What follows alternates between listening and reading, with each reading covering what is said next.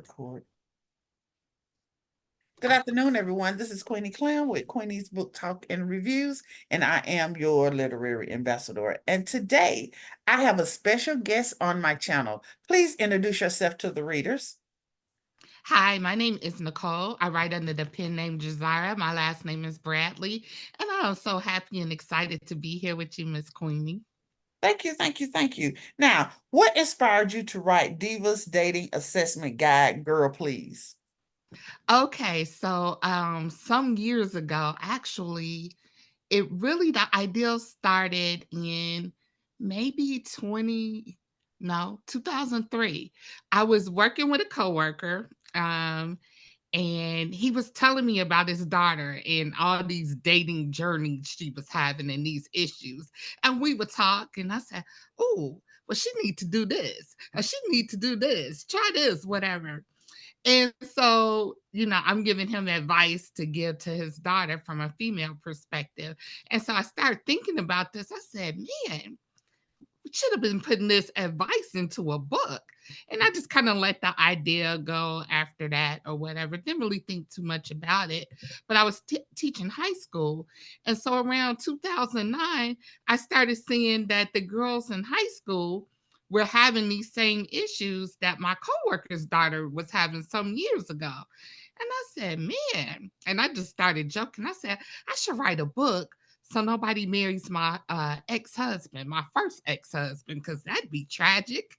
And I just started putting little nuggets into the book. And I said, okay. Um, I gave away a lot of copies initially. I wasn't going to even sell the book. I just made the book and just started giving out copies Mhm. initially to young girls. And then it became where more and more ladies, and it wasn't even an age group per se, were needing the book. And so I said, okay, well, we'll just put it on the market. And then I took it off the market sometime after that. And so this year, and ladies started inboxing me saying, "Hey, whatever happened to the Divas dating assessment tool?"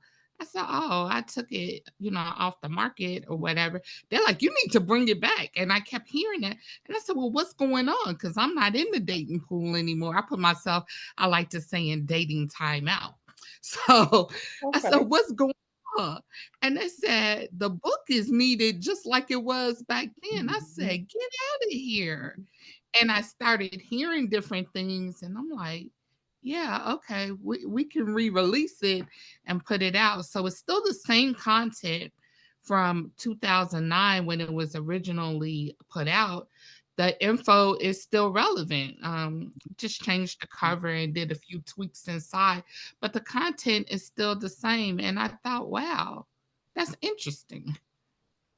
Okay. Can you give us a brief synopsis of the book? Yes. So one thing I will say that I learned over the years, even from my experience working with individuals in counseling and that type of thing, is when you're unclear about what you want, you're gonna get a whole lot of chaos. Mhm. So there's a part in the book that really has divas looking at what divas want. What do you need? What do you require? So there's a little self work that you Okay. do on yourself. When you're not clear about what you want, you attract any and everything. And that's not what you want to do. So you got to be clear on what you want. I believe in boundaries. What are your non negotiables? Like there's some things absolutely I just will not, cannot accept and tolerate. And I'm clear on that. But when people are not clear, then the waters get murky. So there's that working on you. And then taking the time to communicate with this potential person that you want to get in a relationship with. And communication, I feel, is a big thing. And there are questions that I feel that you have to ask. Arming yourself with knowledge. Sometimes we think ignorance is bliss, but nah, that can be a problem. Mhm. Like I had one young lady when I was teaching high school. She had gotten into this relationship with this guy. And this is going to sound weird, but she didn't even know his real name. She just knew, we call him, I'm going to just say Ray Ray because that's my go to. We call him Ray Ray. I said, but what's Ray Ray real name? That can't. And she just looked and then, Ray Ray, that's what we all, but that's not his name, sweetheart. And now that seems obvious to most people. Like, okay, you can call him Ray Ray, but you mean tell me you lay down with this man and you don't know his name? But you see things like that, or there's this, well, I really don't know where he stay. I always go such a, what you mean? It seems obvious to me, but there are things that you just have to know. And I think there are different questions and just ideas that you have to know before you get involved with somebody intimately. I think once that intimacy happens, I hate to say it, but sometimes a little common sense don't always exist there anymore. So before that lust takes over, you need to know. And because I've heard people say, well, had I known this and that about him, I wouldn't have got involved. Well, but when did you think it'd be a good time to find out? And I suggest it's a good time to find out before you get intimate and that kind of thing, and you head off in la la land, because sometimes that happens, and then you come back to reality. But um I know certainly at my age, I'm not for nobody wasting my time. So Right. arm yourself with knowledge up front, then you can make good decisions. How have your views on dating and relationships evolved since you first published the book back in 2009? Um, I still think communication is key. I still think you have to communicate. You have to have knowledge about your mate, honesty. I think I still have those same core values that I had back then. I was married back in 2009, no longer married. But I still think in a relationship, those same things are very important. I think compatibility is important. I know sometimes people are fickle about things, looks are a big thing for some people. And I mean, of course, you want to have someone that's easy on the eyes, but um, you need to have some compatibility. We know as you progress on the timeline, that dude might have had a six pack back then and it might not be that later on, or what have you. So you got to have things that you're compatible and be able to talk, and it can't just be a physical connection. Right. That's my opinion, Mhm. because anything could happen. I make candles, and I was laughing the other day because I put the pot up to my face just to test the fragrance and the heat. And I said, as a former chemistry teacher, do you know how goofy that is that you just did that? You could have burnt up your face. Yep. Now, so something like that could have disfigured me or what have you. And then if you had somebody that's fickle, they'd be like, oh, I can't be with her. The whole patch of her face is, but there are people like that. So if you don't have these other things and it's just that physical connection, what do you do? You'd hope to think you're not that fickle, but somebody might be. So, yeah, I really do think you got to have the physical and, other than the intimacy, because as people progress on the timeline too, we do understand that health issues come up, some medications impact libido. So that might not be the bang factor no more. You got to have something more than those things. That is my, hardcore opinion. And I felt that then. I still feel the same way. What are your key takeaways you hope readers will gain from your book? I really hope that they will say, communication is important. There's some questions in this book that I never thought of. I'm going to look into that. I'm going to delve into that. I hope they will take a look at themselves and say, hey, I've been kind of wishy washy about some things. It's time to get clear on what it is that I want. And it's not necessarily just in a relationship either, but what is it that you want in life? Again, those non negotiables. I've been settling in this area or that area. I need not settle. Understanding that worth. And just really making good decisions. Sometimes I think people let things happen to them. They're like, oh, I'm just going to go and see what happens. Or no, take charge. This is your life. You're in the driver's seat. You don't have to just let things happen, but really understanding you don't have to settle, especially if it's settling in a way that's not beneficial to you. How do you develop the criteria you used in the guide for evaluating a potential partner? Mm. I like looking at things. I For me, I'm not a small talk person, so I like getting in there, asking those questions. You know, not j- just yes and no questions. And I learned that as being a former therapist, yes and no questions are so easy, but a lot of times people don't expound on yes or no questions. How Okay, you feel today? You feel good? Yes. That's it. that's it. Yeah. So asking questions that require something more than a yes or no, where the person has to give some detail, where you can even follow up with a question and say, oh, well, you said blah, blah, blah. What were you thinking when you said that? Why did you say that? To keep the conversation going. Yes and no questions to me just don't give you everything you need. Mm. And I'm not saying these questions have to be something that's difficult. I used to teach chemistry. So you're not asking them to solve for gas or something, for hydrogen or whatever. You're not asking them nothing difficult. So one of my favorite questions to ask is, and it's people that are in my age category. So if you had to choose, so now you have to come up with an answer here. Who you rolling with, Biggie or Pac? Why? That's one of my questions that I like to ask. I like to know what your thought process is, you know? What Mhm. made you say that?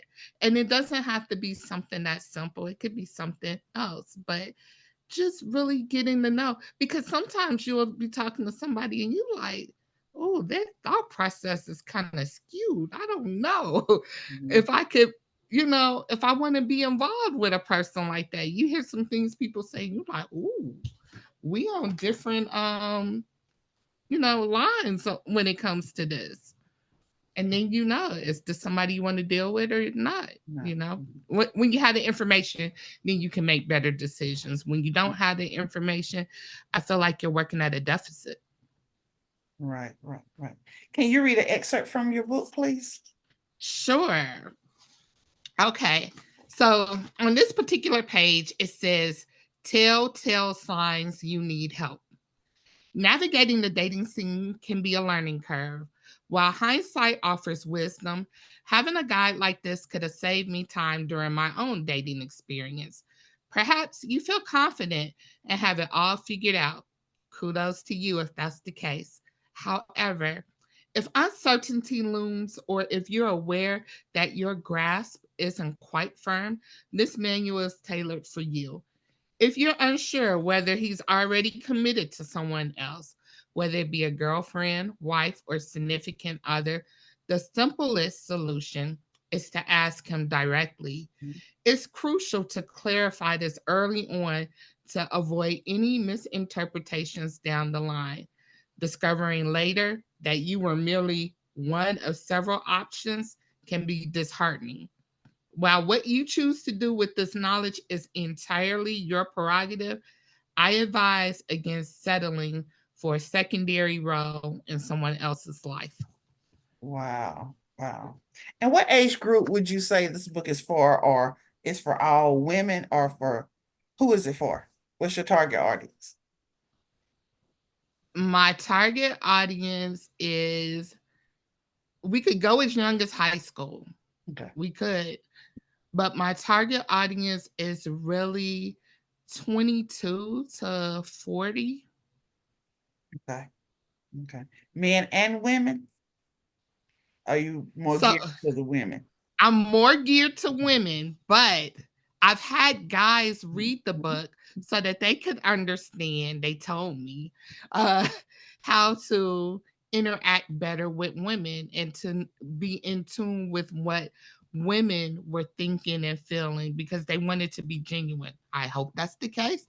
I've also been told I should create a manual for the guys, but because I only know what I know from a female perspective, I could only be going based on what guys would tell me, but Mhm. I can't tell you a guy feels this firsthand or has experienced this firsthand because I don't know.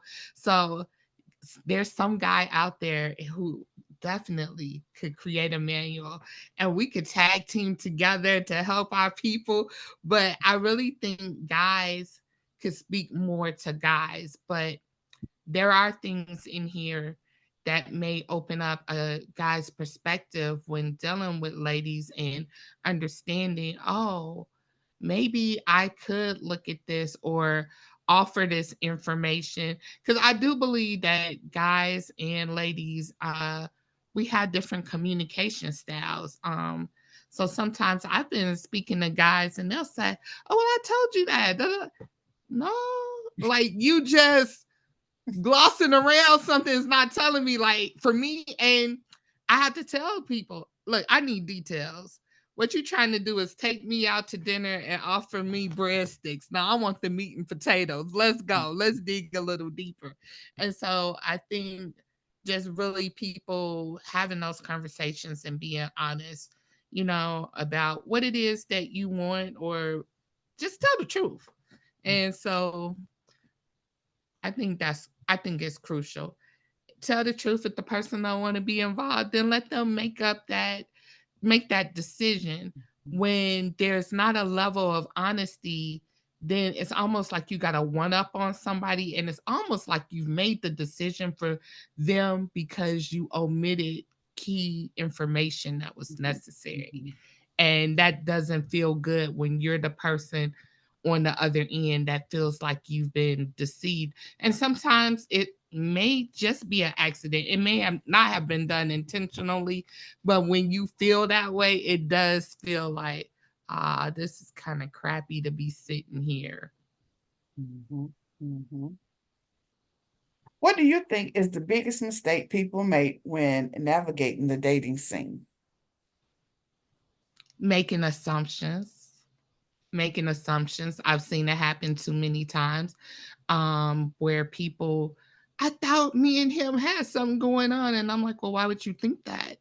Well, I'm at his house all the time. We going out, but there was never any conversation about that. Mhm. Just because you've been there, you spent the night a couple times, you might even have a t-shirt over there. And he's like, oh, I thought it was something else. And so I think it's making assumptions and not asking.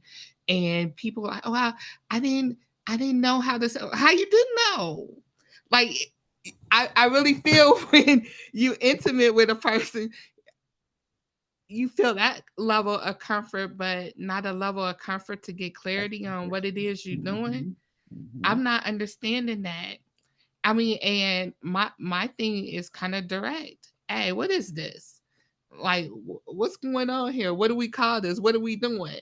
And if you could take your clothes off and be intimate, you guys that question. Mhm. It Mhm. shouldn't be a level of discomfort.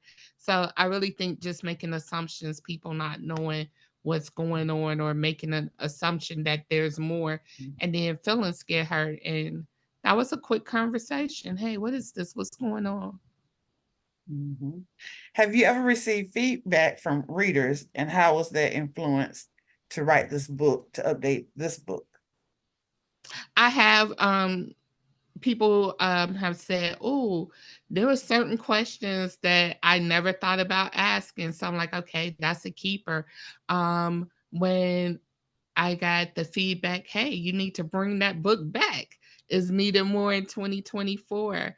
And I know we're talking about the Divas Dating Assessment Guide, but one of my other books, I had these characters, Malachi and Nairi, in one of my books, Love Don't Live Here Anymore. And the reader told me, she said she had been in a relationship with this guy. I think for 7 or 10 years. I can't remember the number exactly now. And she always wanted to get married. He didn't want to get married, but they were living together. And I think in her mind, she thought, well, the longer we're here living together, maybe it'll turn around and he'll want to get married. Mhm. So, and I'm not downplaying anybody's situation, but technically they were just playing house. Yeah. And she wanted to be married. He didn't want to be married. I don't know what his thinking was. Maybe he thought, well, we're here together. We're acting as though we are, but we're not. So that's okay for her.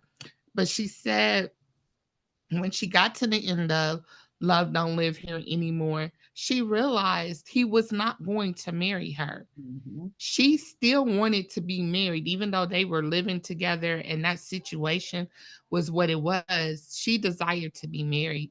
And she said, I'm not doing this no more.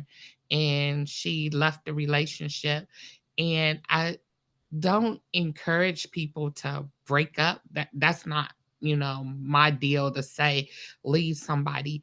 But I felt good for her to come to the realization I'm settling. I know what I want. I'm settling. He's not going to give it to me.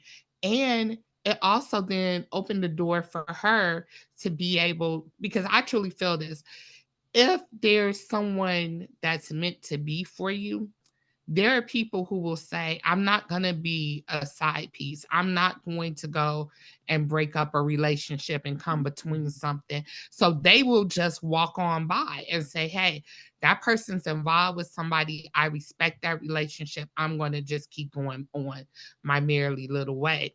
When she left that relationship, that then opened the door for the right person to be available to her and she could have a legitimate relationship with somebody that was meant for her. Keep wasting I don't know if she had another 7 to 10 years to give to the wrong person. Mhm. So that also, I believe, allowed her to say, I'm just keep investing time with somebody who doesn't want what I want. We're not on the same page and I'm settling and I'm not getting to what I want. Now I can go because I do believe after you leave a relationship, there's some work you still need to do on yourself. Mhm. And recover and get yourself, I don't want to say recover like you broke it, but get yourself together before you go somewhere else. Because truth be told, relationships break up and it's not just, oh, he was such a horrible person. I don't believe that. I don't believe every day was bad with that individual, just like every day wasn't good. And every day probably wasn't a picnic with me. So there's some things I need to look Work on. at myself and say, Mhm. hey, take a little break. Let's, see what you need to work on and improve on to be a better person and evolve before you go get involved with somebody else. So doing that type of work and just allowing yourself to be available for the positivity that's meant for you. So I felt good that she was able to do that. I didn't think that book would give that takeaway. But really, when you say, I'm not settling another day, I don't have to settle, I'm too Mhm. good for this, I felt so excited for her. Okay. How do you how do you think the dating landscape has changed since 2009? I think from what I'm hearing, and there are things that I'm seeing, I'm like, some of these jokers out here are super bold. Like, Mhm. really? People are really doing this and saying this kind of stuff. Um, it is definitely not what it was back then, or even when my grandparents, I'm not seeing that type of stuff no more. Like the level of some of these the level of maturity just seems to be lacking. And I'm not bashing all men because I know there's some good men out there. So Mhm. let me say that I'm just seeing that some men, the level of maturity is not there. And I thought in 2009 it was a certain group, a certain age group. Mhm. But now it looks like it's starting to be an even line that I'm seeing these behaviors, and it's a little disturbing. And again, I'm not saying it's all men. I'm not saying that, but I'm seeing it more and more in different age categories, especially some that are more progressive on the timeline. Okay. Mhm. Mhm. What role do you believe self-awareness and self-love play in a successful dating and relationships? I believe you cannot love anybody if you don't love yourself. Say I that used again. to, I, be,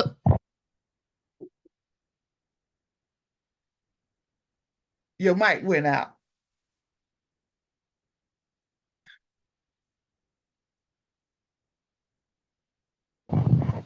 okay, sorry about that. I believe you can't love somebody if you don't love yourself. Bingo. So you have to love yourself. You have to be aware of things about yourself. Mhm. That one thing that is disturbing that I see where people allow people to disrespect them. That you can't allow people to disrespect you or mistreat you in the guise of, oh well, I'm just doing it for the relationship. No, I feel like one level of disrespect is just gonna snowball to something else. Mhm. So you have to say, hey, that was disrespectful. There has to be a conversation. I didn't like that. That didn't feel good.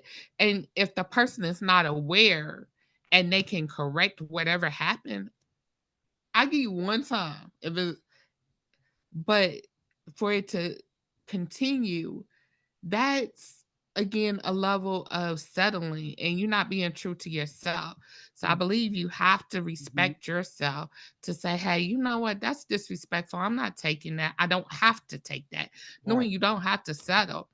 And you definitely have to love yourself before you can love someone else. I'm always leery when people say, oh, I love him more than me. You do? That's crazy. Yes. You Yes. know, it kind of goes back to the airplane thing where they say, okay, so if the airplane gets in something, you pull that mask down, you put it over your face, and then you help the people around you. I can't be a help to you if I'm jacked up. Mhm. So you got to put that mask on you first and then reach out. If you can't save somebody else before you save yourself, you're no good to them. So you definitely have to take care of yourself so that you're valuable, and you have to let people know, hey, I'm valuable.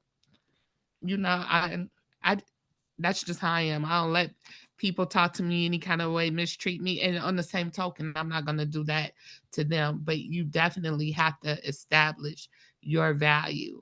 Otherwise, people won't value you. Right. Right. What are you currently working on right now? I am working on revising the series My Love Won't Last Forever. So in that series, book 1 is Love Don't Live Here Anymore. Then there was Chaotic Bliss. That's in that series with the characters Malachi and Nairi Chandler. And I'm Mhm. also working on my very first novel, revamping that one. That one's Contradictions. So I like to say, for my people who eat Popeyes, I'm just going back and sprinkling a little Cajun sparkle through those literary projects. Okay. Okay. Now you have a business outside of being an author. Would you like to talk about that business? Yes, I create candles. I love candles, massage candles. We have a running joke here in the lab. Once you massage that oil into your skin, we are not responsible for what happens. So govern yourself accordingly. So I love creating candles.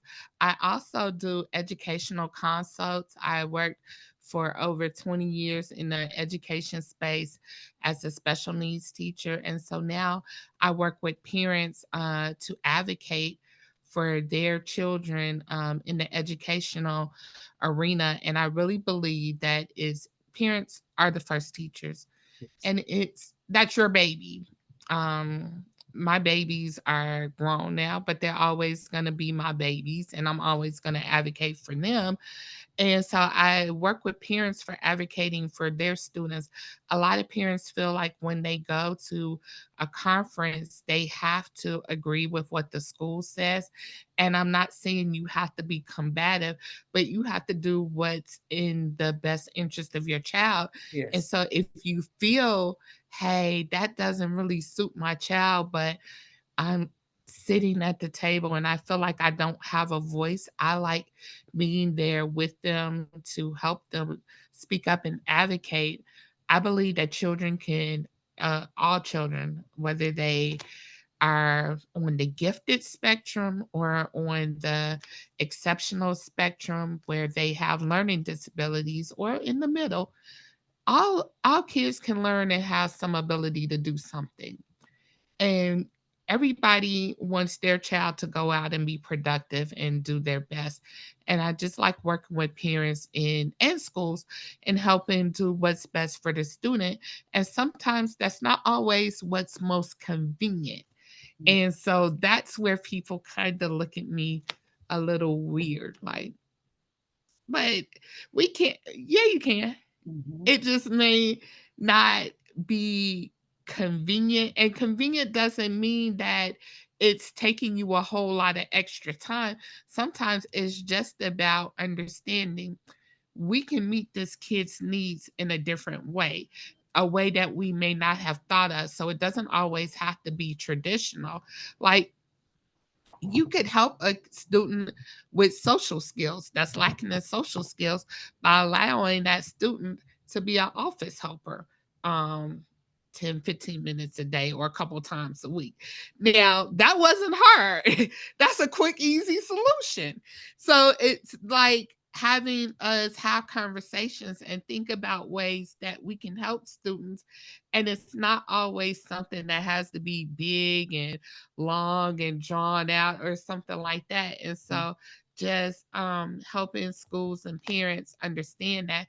And then sometimes it does require, you may have to put in an extra 10 minutes or 15 minutes a day doing something that you don't normally do, but it's not something that's huge. And I think sometimes people create problems that really don't exist, again because of lack of communication. Mhm. And so I like to be there to communicate and help with the creativity.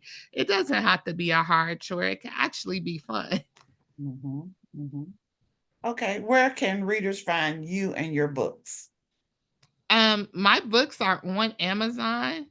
Also, you can find me at my website, www.nicolebradleycandles.com, or I am nicolebradley.com. And I'm on Facebook as well. Nicole R. Bradley on Facebook. Mhm. And on other socials, it's Nicole Bradley Candle Co.